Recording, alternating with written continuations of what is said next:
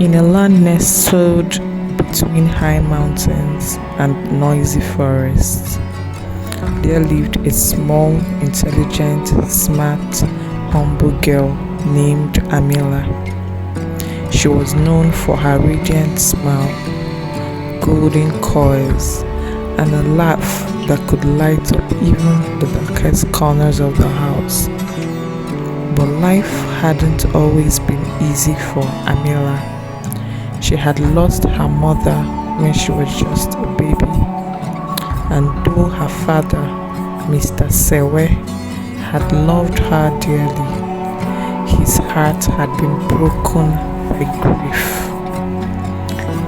He wasn't living up to his responsibilities as he found himself always moody, crying and sad, considering that he had a child who needed care and affection from a mother figure.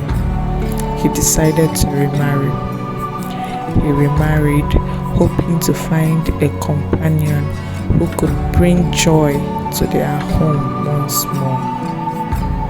But Amila'S new stepmother, Hauda, was far from the kind and loving woman her father had hoped for.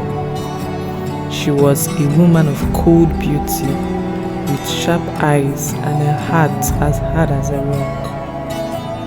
She was a single mother to a boy named Terry. From the moment she stepped into their home, she turned the home upside down. She became very cruel to Amila, insisting that the girl do all the chores, cooking, cleaning, and even tending to the gardens most times on empty stomach, and also tending to the needs of her son, while she spent her days lounging in her beautiful rooms, sipping tea and admiring herself in mirror. The more Amila worked, the more the stepmother demanded.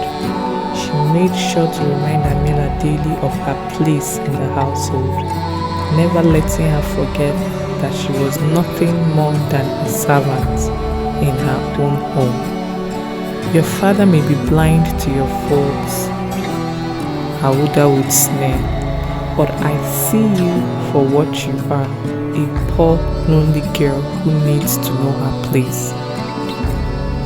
Despite her stepmother's cruelty, Amila never lost her kind spirit. She took solace in the beauty of the world around her, the whistling of birds, the rustling of the trees, the warm sunlight that streamed through the cracks in the window. She would often escape to the nearby forest where the trees whispered ancient secrets and the animals seemed to understand her pain. One bright morning, Amila'S father left the village on a long journey to trade with a neighboring town, leaving her alone with Hauda for several weeks. This was the stepmother's time to shine, and she wasted no opportunity to make Amila'S life even harder. While your father is away, you'll be doing all the work of 5 people, Hauda declared with a wicked grin, and I expect everything to be perfect or there will be consequences. Amila, though exhausted and heartbroken, nodded without protest. She cleaned the house, tended to the garden, and even took care of the household animals and her son, all the while dreaming of the day her father would return. Then what any child would fear happened.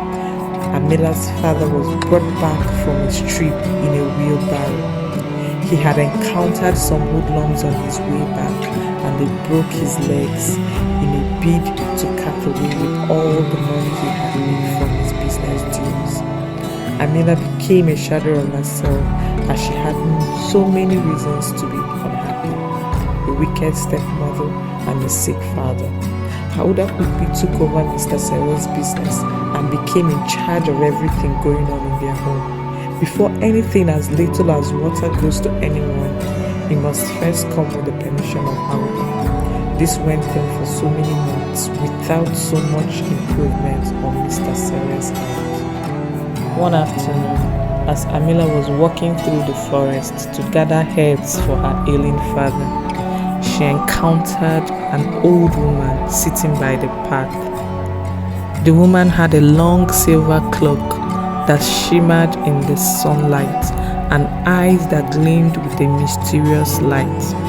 She looked tired, as if she had traveled many miles. "Dear child," the woman said in a soft voice, "you look burdened. What troubles you?" Amila hesitated, unsure whether she should speak of her stepmother's cruelty to a stranger or about her sick father. But something about the woman's calm presence made her feel safe, and so she poured out her heart, telling the woman of her wicked stepmother and her father's condition. The old woman listened quietly, nodding sympathetically. When Amila finished, the woman said, "I can see that you're a girl of great kindness and patience. In this world, kindness often goes unnoticed, but I have the power to give you a gift that will change your life, but you must promise me one thing." Amila, curious and desperate for a way out, nodded eagerly. "What is it?" "Promise me that no matter what happens, you will always remain kind, even when others are not. And promise me that you would never let bitterness fill your heart, for that is the greatest gift a person can give the world." Amila agreed, her heart swelling with both gratitude and curiosity. The old woman then waved her hand, and suddenly Amila felt a warmth spread through her entire body. The world around her seemed to shimmer, as if bathed in golden lights. "You now possess the gift of nature itself," the woman said with a smile. "You can call upon the elements and they will aid you when needed. But remember, this gift is a blessing and a responsibility." The old woman vanished as mysteriously as she appeared, leaving Amila standing in the forest, her heart filled with wonder. The next morning, when Amila returned home, she found Hauda had once again left an impossible list of chores for her to complete. She also noticed that her father was getting worse, as the herbs didn't seem to work on him anymore. But this time, Amila did not feel the usual weight of exhaustion pressing on her shoulders. Instead, she smiled quietly to herself. With a gentle thought, she called upon the winds to help her sweep the floors, the earth to tend to the garden, and the waters to wash the dishes. To her amazement, the elements responded to her call. She called upon the winds to blow out her father's pains, and to her amazement, her father stood up strong and healed completely. By the time Hauda returned, everything was done. The house was spotless, the garden lush with flowers, and the jars filled. Her bedridden husband was up and about. But there was one thing that was different. The once cold, dark atmosphere of the house had shifted. It felt lighter, warmer, as if something magical was at play. Hauda, furious that Amila had completed her chores so quickly and perfectly. Also, Mr. Sewa, so strong and well, stormed into the room. "What magic is this?" she hissed, her eyes narrowing with suspicion. Amila, smiling softly, said, "No magic at all, stepmother. Just the kindness of the earth and the blessings of the world." Hauda's face twisted in anger as she stomped her feet. "You think you can outwit me? I'll have you thrown out of this house, you insolent child." Then came a thundering voice of Mr. Sewa. "Look, woman, I have had enough of your wickedness towards my child. It's either you change to the loving mother I expect you to be to her, or you leave my house." Hauda, surprised at the sound of her husband's voice, was so frightened. She stood in disbelief. Amila stood her ground. I've learned that true power comes not from cruelty, but from kindness, and you, stepmother, have no power over me anymore. From that day forward, Amila no longer feared her stepmother. She continued to live with grace and kindness, using the gifts the old woman had given her, not for personal gain, but to help those in need. And though Hauda tried every trick she knew to keep Amila down, the young girl's heart remained strong, her kindness unshaken. In time, the villagers began to notice the change in Amila, her strength, her unexplained powers, her calm demeanor, and the way she seemed to glow with an inner light. They came to her for help, for comfort, and for advice.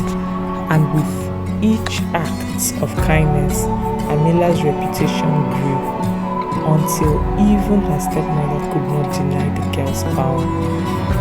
One day, Amila's father decided to ask Amila questions, as he has seen the transformation in his daughter. He asked her what had happened, and Amila told him the whole story. Moved by her words, and with the wisdom of years, he realized the truth, that his love for Amila had always been the true source of her strength, and that his marriage to Hauda had only brought pain into their lives. He asked for her forgiveness. Hauda, seeing that Amila was loved and celebrated by every member of the town, quickly turned a new leaf and became a loving and understanding mother to Amila and a good wife to Mr. Sere. Amila's life flourished from that day forward, and though she never sought revenge on her stepmother, she continued to live in peace, spreading kindness wherever she went, and their home, once darkened by a wicked heart, was filled with light, all because of the gentle strength of one girl, Amila, and they all lived